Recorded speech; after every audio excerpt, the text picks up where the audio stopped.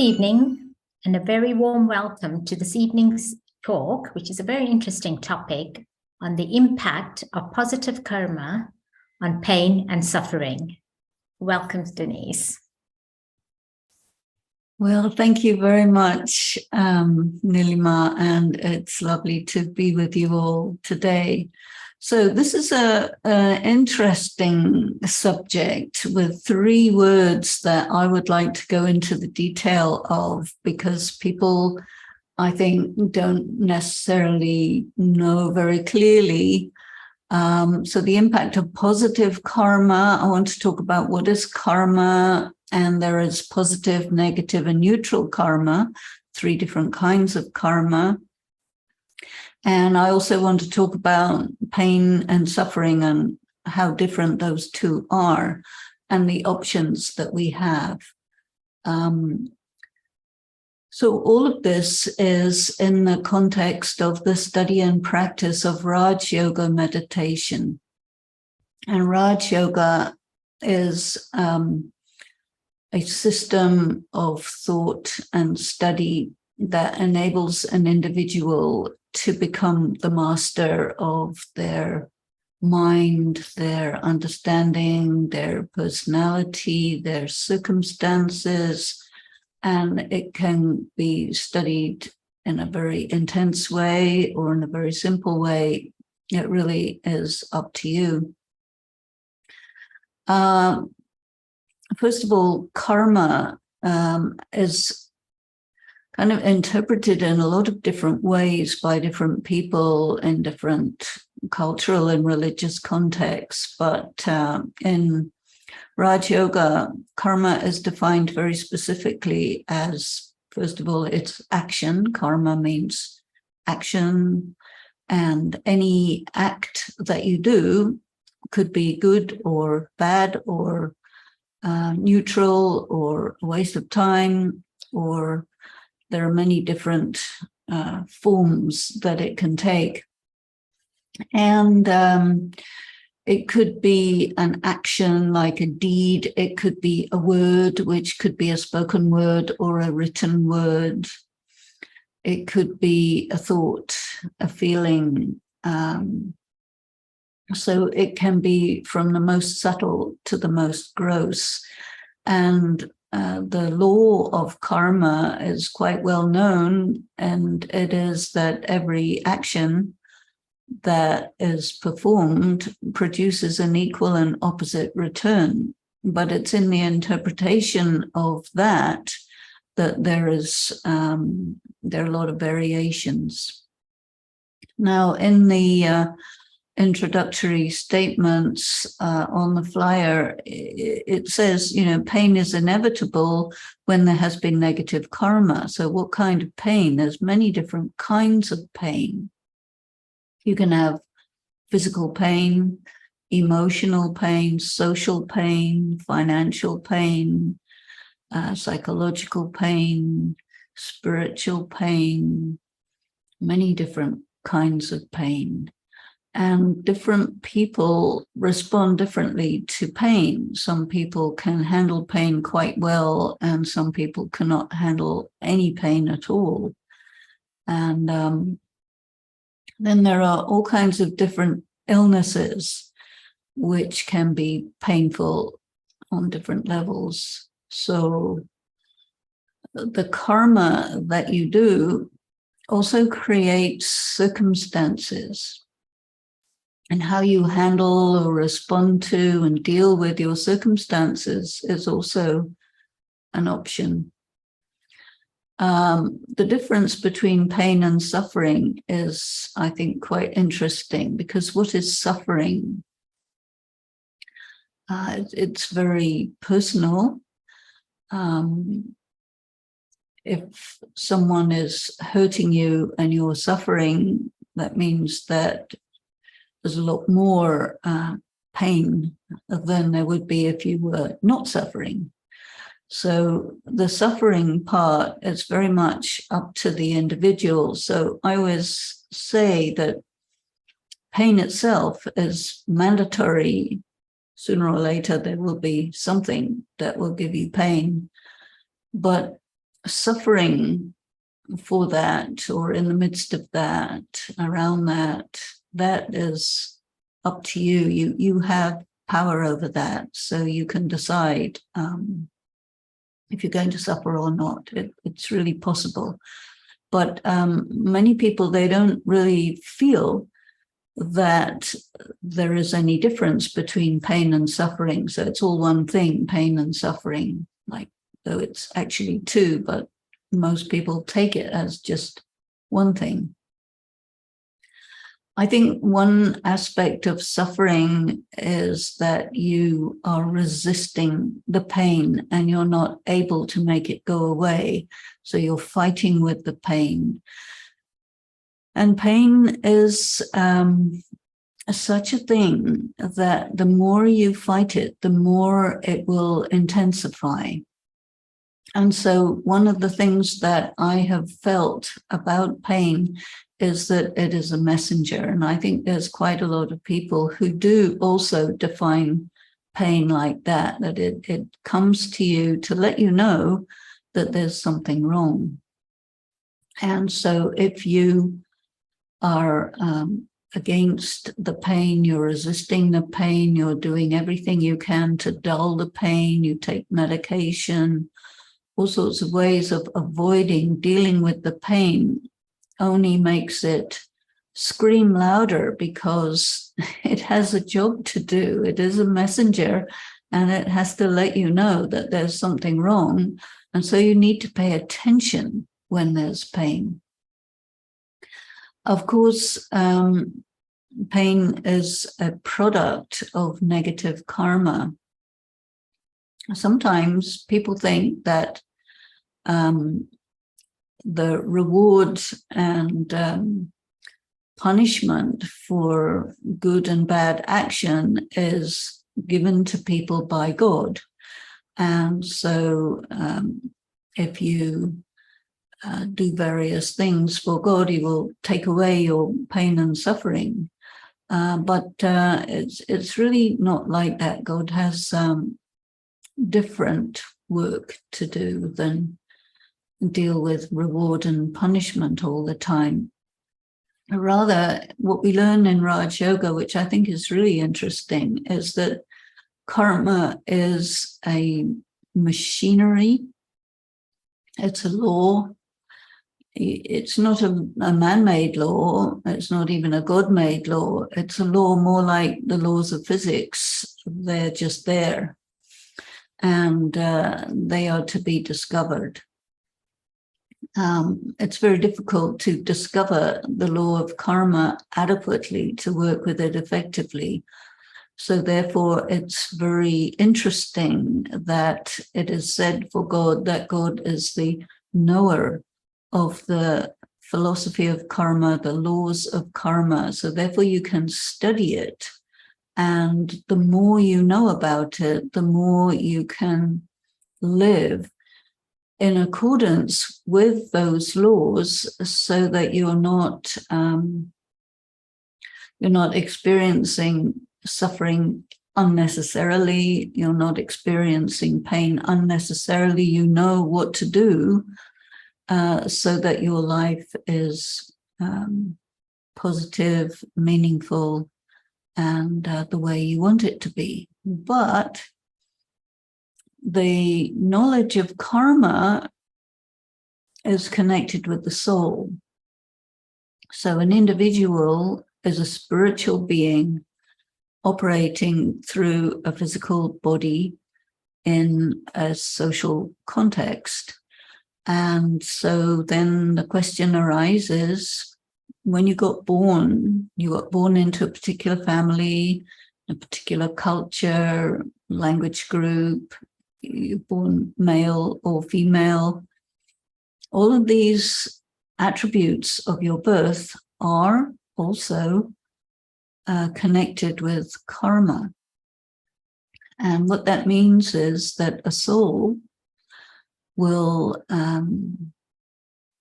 incarnate, reincarnate, and the karma, the effect of karma is on the soul.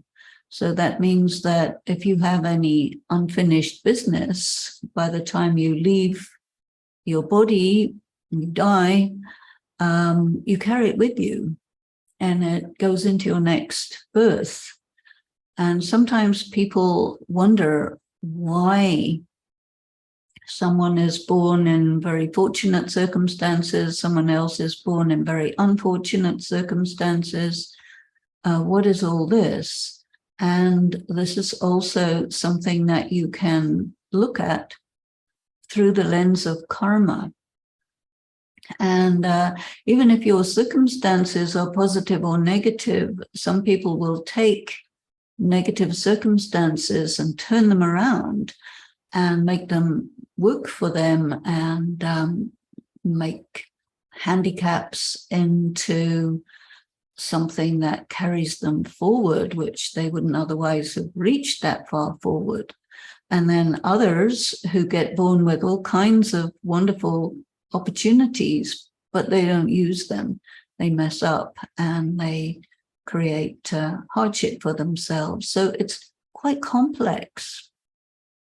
And I don't think in a session like this, it's a good idea for me to go into all the complexities, but to give you an overview which contains maybe a few more elements than you might normally be used to. So here we are, spiritual beings. We have karmic accounts. That means that we don't know how many births we've had. We don't know what we have been doing in previous births. All that vanishes with the previous birth, and you arrive fresh and new in your new birth with your new mom and dad and brothers and sisters and friends and all this. But you have this baggage which is with you from another time, and this baggage expresses itself gradually as you grow up. I don't know if you've ever had the experience that you meet someone and you feel you just know them and you get along immediately, or there's other people, you recognize them and you have a really bad feeling about them, you really don't get along, but there's no reason.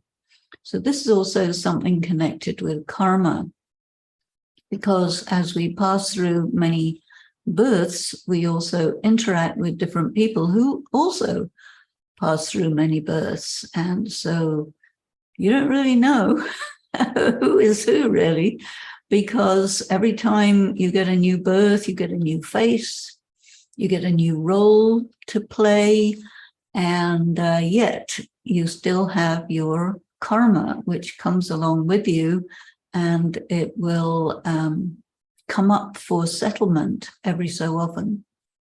So the karma comes with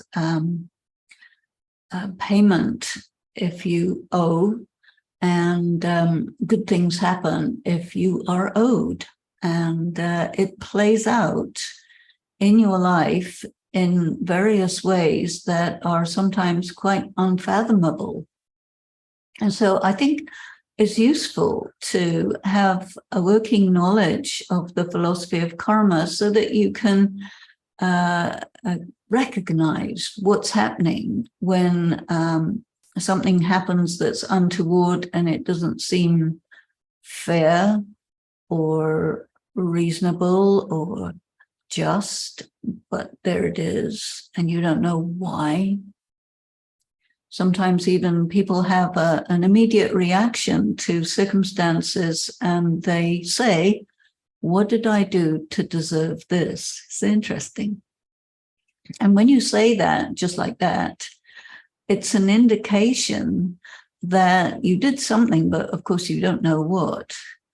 And because you don't know what, you think that the question is, or the statement is, I did not do anything to deserve this, so why is it happening? But of course, the thing is, it's not quite like that. And nothing will happen unless something has provoked it. Because karma is about action and reaction. So this gives us an angle on what's going on, why it's going on. Now, you have a lot of options because you have free choice. So on the one hand, the consequences of karma are inevitable and they will come whether you like it or not, but how you deal with them is really up to you. Suppose you get an illness and it's a bad illness. You may have very good medical treatment and you get through it very well. It goes away and wonderful. It was not a problem, though it was a bad illness, but you handled it well. And part of handling it well is your attitude towards it, a little bit your circumstances. If you couldn't get good medical treatment, that would make a difference. So that's circumstantial. But if you feel and your attitude towards the illness is, I will make it, I will get through it, this is not a problem, I will do whatever is needed, and off we go. And this positive attitude really helps a great deal.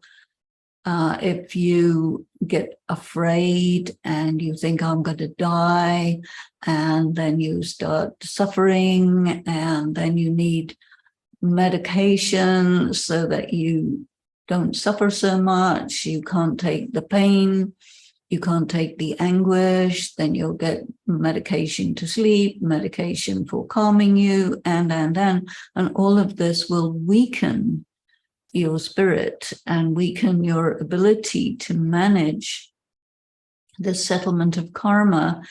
And then along with paying for the karma, you also are paying for not having a positive attitude towards it. You're paying for your anxiety, you're paying for your doubt, all these things, because that's also karma. And so this is where you can see that there are options. And I, for myself, always consider that suppose something negative is happening to me, I will never consider it as a punishment for some wrong thing that I've done, even though it probably is. But why I don't do that is because you can also look at it as a test. And I think that it's much more positive to look at it as a test than as a punishment, because when you think of something as a punishment, you think, I'm guilty, I deserve this, I'm bad, and it kind of makes you a little bit depressed. It makes you feel that you should be suffering, or on the other hand, you don't like it and you're against it and you start getting angry. And that is also a negative karma, you see. So I think that it's more effective to say, okay, whatever this is, I am going to take it as a test. And when you say, okay, I'm going to take it as a test, it means that a test of what? You see, what kind of test do you need? Are you experiencing something that's very painful? In which case, it would be a test of your ability to manage pain, a test of your patience, a test of your endurance, a test of your attitude towards it and towards the people around you who are helping you when you're not well. And so if you are very positive and purposeful in how you handle it, this becomes the energy of positive karma, which will apply to the payment. And karma is usually looked at like profit and loss, a bank account. If you do something negative, you go in loss. You do something positive, you go in profit. Now, if you have bills to pay, then the bills come up, you have to pay. And if you have a bill for £1,000 or euros or dollars, whatever it is, and you only have 500, you're in trouble because you can't pay. And when you can't pay, then some other form of suffering will come along. So what that means from the angle of a person who is living a life in the context of the philosophy of karma is you say, well, what I need to do is take a close look at my bank account and make sure that I'm in the black, because you never know, anytime something will come up for payment, and I need to make sure I have extra cash to handle any unexpected outlay that is needed. So for that, it's really looking at what do you do on a daily basis to make sure that you are accumulating karmic credit. And when you're getting any of these tests or karmic returns, you make sure that you are being as positive as possible so that you're getting anyway some extra credit right there. You know, there is this saying, do a good deed for the day. It's quite common to hear that, you know, oh, this is my good deed for today. Why do we do a good deed for the day? Is because we are accumulating karmic credit by doing something good, by being kind, by being meaningful, by seeing something that's needed, fulfilling the need at the time. The spirit of service is something that brings you a regular daily income of karmic credit. So this is a very, very good thing to do. And if you say to yourself, well, I don't know the extent of my karmic accounts, but suppose you think, okay, I'm a very old soul. An old soul. What is an old soul? All souls are immortal, so they don't get born and they don't die as souls. But what makes an old soul is someone who's had many, many births and you've been around for a long time. And that means that you probably have accumulated quite a lot of karmic debts. It's pretty easy to get into karmic debt.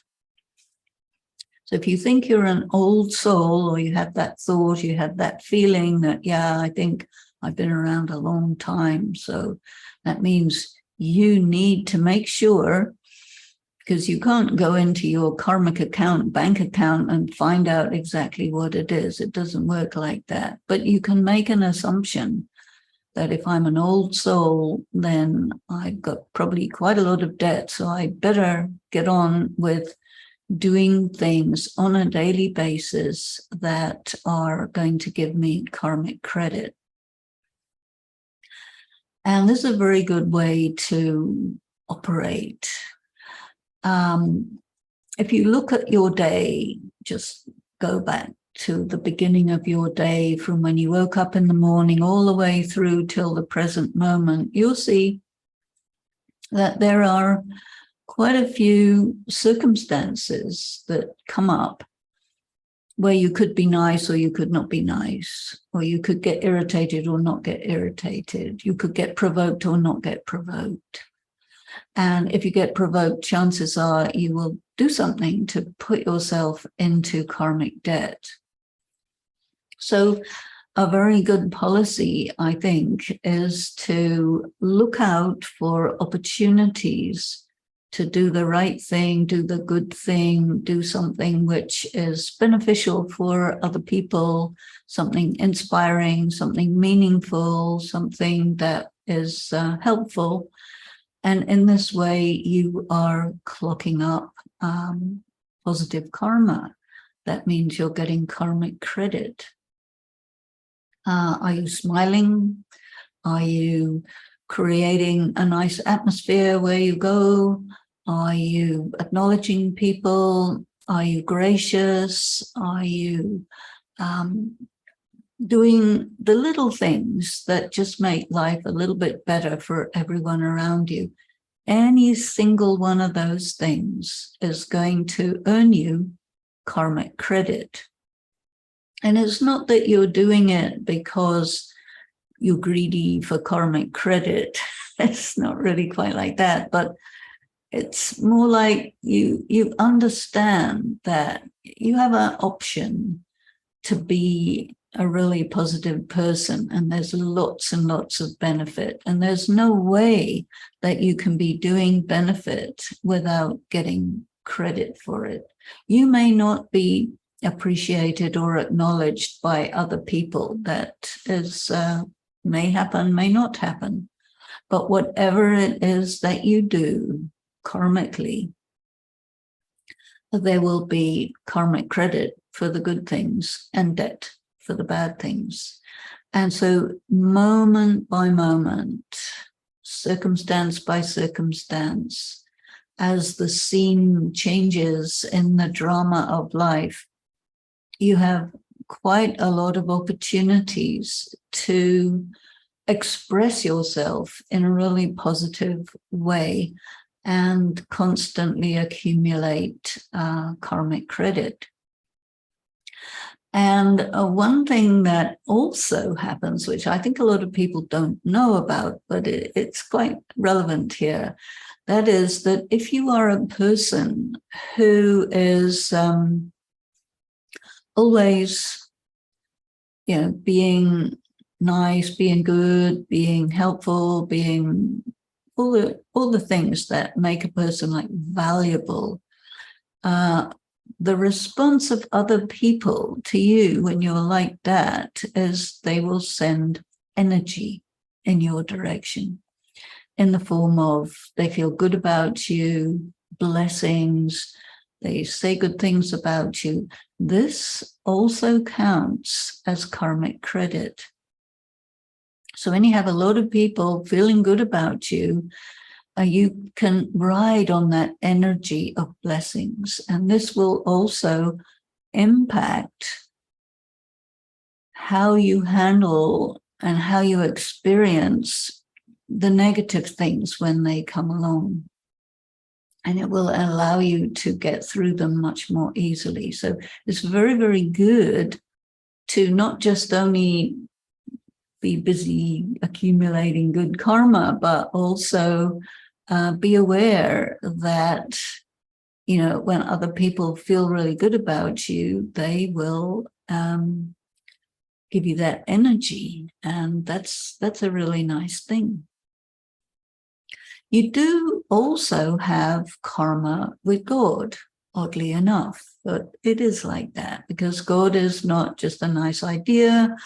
God is not just an all-pervading energy that's all around. God is actually a being and an invisible, almost intangible being of light who is not a human, but nevertheless very important for humanity who doesn't really know who or what is this. But if you are someone who has love for God, there will be a karmic accumulation there because you will naturally feel gratitude. You will talk to God quite often. You will experience the company, the protection, and you will acknowledge that this is also karma. And so when you have a very good karmic connection with the Supreme Being, then also when there is a need, he's right there. And you can experience protection, help, advice, inspiration. Many of these things, they come because you have created a good karmic connection with the Supreme Being. So that is a very good thing to do. You also have karma with nature. One of the things that we're very aware about these days is climate change. And there are a lot of climate activists who make a big deal about trying to prevent others who are damaging the environment from doing that. And of course, we live in a culture where people don't really care about nature as they would if they understood something. But those who are very, very aware of the importance of nature, the balance in nature, they feel love for the planet, love for the elements of matter, love for the waters and the trees and the animals. This is a very, very big source of positive or negative karma. For example, I'm a vegetarian, and that means my karma with animals is much better than if I were a carnivore, you see, because a human being can live very well without killing and eating animals. But if you kill and eat or just eat animals, then you are going into karmic debt with nature, and you are going to experience some or another problem with your health because of that, because your body is made of matter, and your body is 70% water, just like the planet is also 70% water. And all the parts of your body correspond to the earth and all the component parts of the earth. So if you are violating nature, then there will be a comeback and there will be a karmic return. And that a lot of that takes the form of physical illness and other circumstances that are between you and nature. You know, how come, like in a wildfire, 6 houses get burned and then the fire leaves one and goes on to the next one? What's the difference? Some sort of karma. Very hard to say exactly what, but we can understand that there is a calculation that could be made if you knew all the information. And because we don't know what we've been doing in other lifetimes, we really can't calculate completely, but we can have an idea, and we can definitely relate to our circumstances through the lens of the law of karma, such that we make sure that, as far as possible, our attitude, our thinking, the way we handle difficulties, the way we're gracious about good things happening to us, not being egotistical about them, and so on. All of this is nuances that make a difference as to whether you're getting credit or getting debited for each of these things as they happen. So let us look at, what would be negative karma, because if you want to avoid doing negative karma, you need to know what negative karma is. And negative karma is anytime you do something which is contrary to your essence. And so the essence of a person, the spiritual essence of a person, is you're basically pure, peaceful, powerful, loving, and blissful. And anytime you go against that essence, out of some kind of negative emotion or a spirit of revenge or jealousy or anything like this, where there's some kind of violence against someone or something or nature or whichever, that's a negative karma that will put you in debt. And in spiritual practice, we give a lot of importance to relationships. And relationships are good when the interaction is good, the karma is good, the words, the thoughts, the feelings, the interactions are good. Then everything is harmonious and smooth. But if one is, we have problems in this world of preconception or prejudice.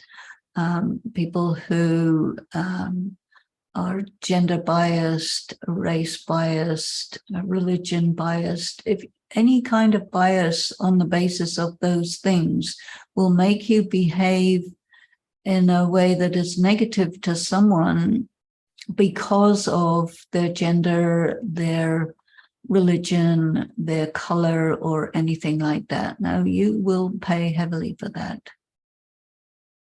That's a negative karma, because it means that you're blind and deaf and consciously, and you are not interacting with the person as a person. You're interacting with the person as an object. And that's not right. So you will pay for that. And generally speaking, it is said in studies about karma that you can calculate exactly what you will pay by exactly what you did.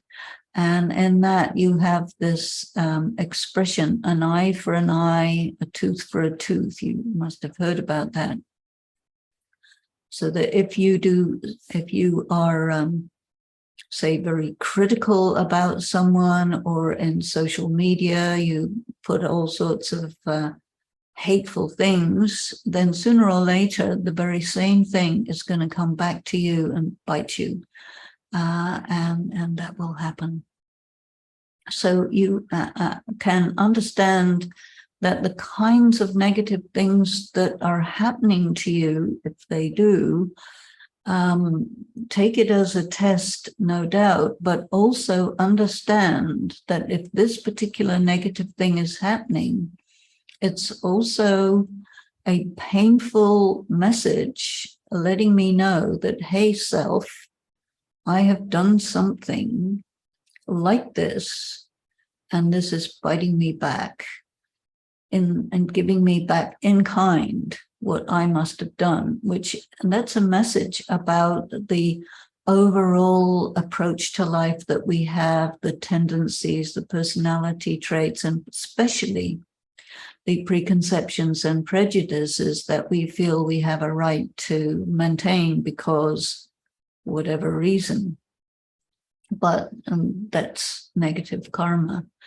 And I think it's difficult for people who have been conditioned to be racist or conditioned to be gender biased because they believe that it's normal or they believe that it's right, but it's not. And so there, if you're sensitive, you may have a conflict between the social morality that you grew up with and your conscience. And the conscience will say, no, this is not right. And the social morality will say, well, this is what we do in this family. So you better get with the program, because if you don't, you're going to pay the price. And that's also a very interesting thing. If you follow your conscience, it causes other people to look bad, and they really don't like it. So they will themselves take retribution for you making them look bad. And there is where you need to have tolerance, need to be able to take the pain, take the humiliation, whatever it is they do to you, because overall, you're better off to follow the voice of conscience. In many cases, you have to make some compromises. So you have to figure out how you're going to do this, what kind of compromise you'll make, because there are many things to take into consideration. I really would not suggest being black and white about everything, because that also causes problems. Things are not quite that straightforward. And there are many attributes, many aspects to a situation that you cannot know about because they may be hidden, they may be something to do with past lives, they may be something to do with just stuff that you don't know about. There may be games going on, all sorts of things are happening. So it's really very good in terms of karma to have a good intuition. And this is in a way connected with honesty.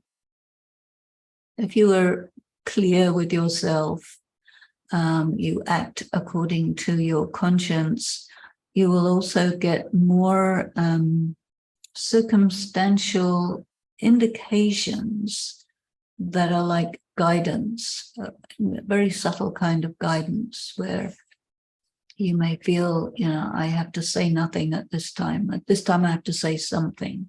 Or I have to be diplomatic. I have to be clear. I have to call a spade a spade. Whatever is the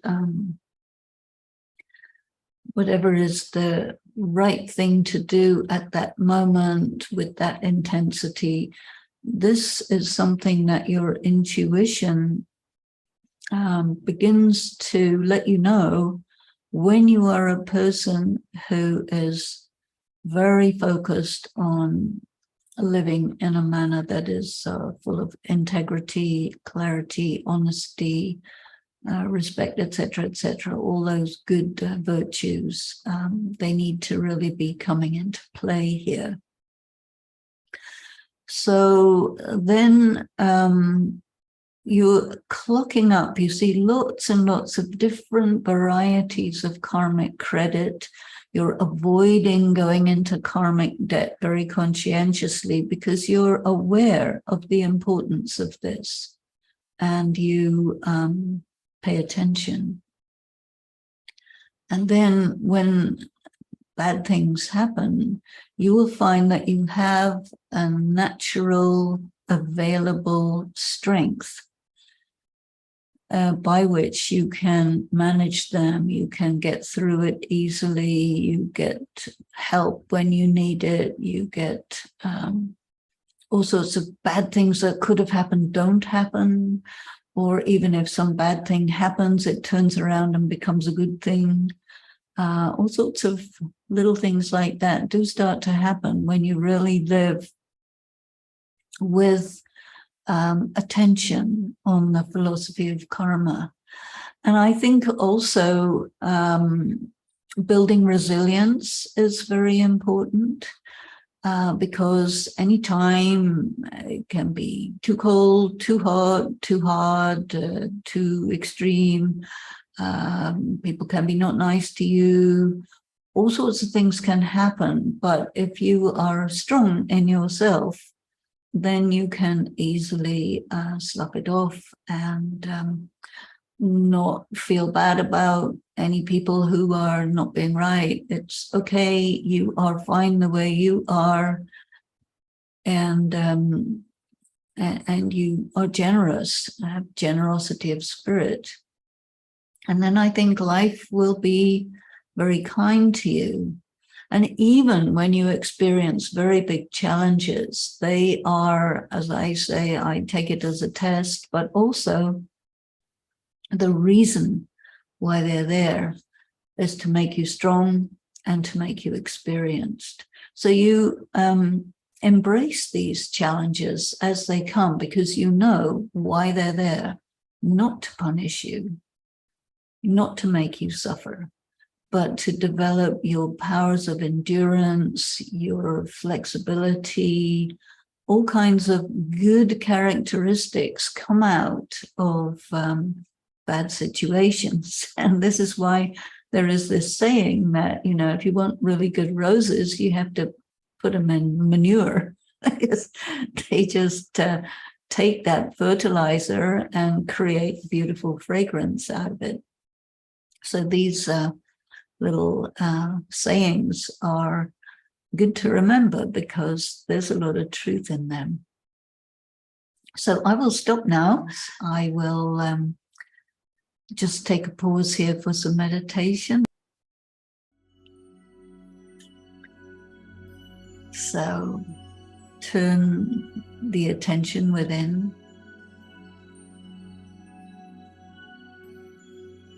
Think of yourself as this pure being of light,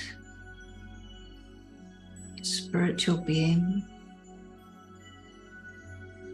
You're essentially beautiful, loving, really strong, generous, happy. That's your essence. That's who you are.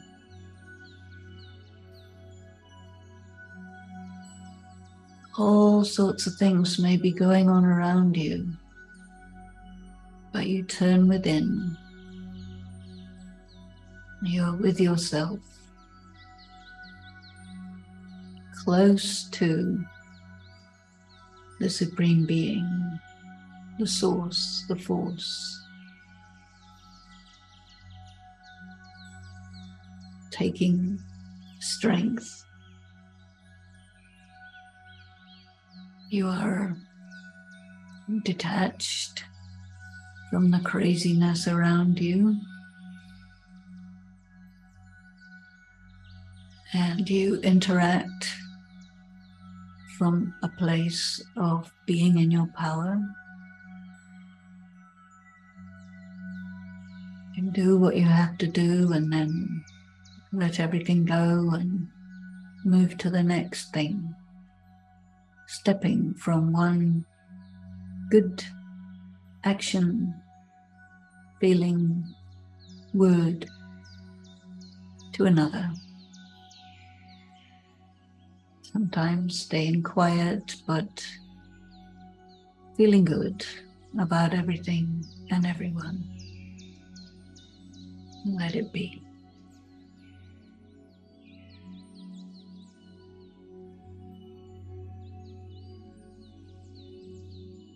Every so often in the day, stop and do this and remember who you are and what you are. Be still and quiet. And then come into action through the body as a master. Om Shanti.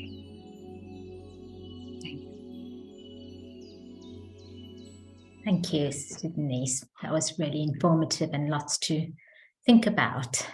And thank you, Sister Denise, for giving your valuable time to us and giving us a lot of inspiration, but a lot to think about. I wasn't really, there's quite a few points that came up on karma, which I wasn't aware of, like our karma with God, our karma with nature. That's not something I've really ever thought about that deeply. So thank you very much, and hopefully we'll be able to see you again soon.